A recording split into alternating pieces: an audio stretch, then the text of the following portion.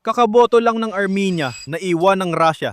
Kaya galit na galit si Putin. Ipinahayag ni Punong Ministro Pashinyan ang tagumpay na may halos 50% ng boto, higit doble sa pumangalawa, at 61 upuan para mamuno mag-isa. Ang kanyang pangunahing kalaban ay isang bilyonaryo na yumaman sa Russia na isinagawa ang kampanya habang naka-house arrest matapos subukang pabagsakin ng gobyerno bago ang eleksyon. Ipinahayag niya ang kandidatura gamit ang AI video.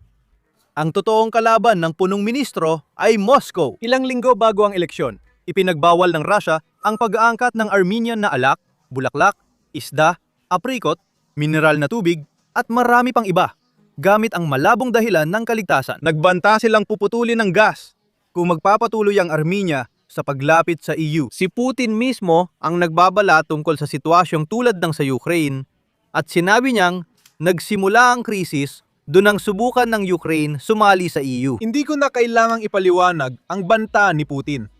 Pero sa malas ni maliit na Vladimir, bumalik sa kanya ang pananakot. Ang mga tao sa Armenia ay bumoto pabor sa kandidato na gustong sumali sa EU. At hulaan nyo, ang punong ministro ay tinutukso na ngayon si Putin sa pamamagitan ng pag-upload ng mga TikTok.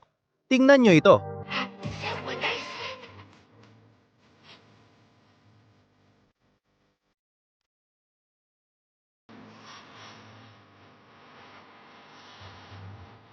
Rebelde, demonita.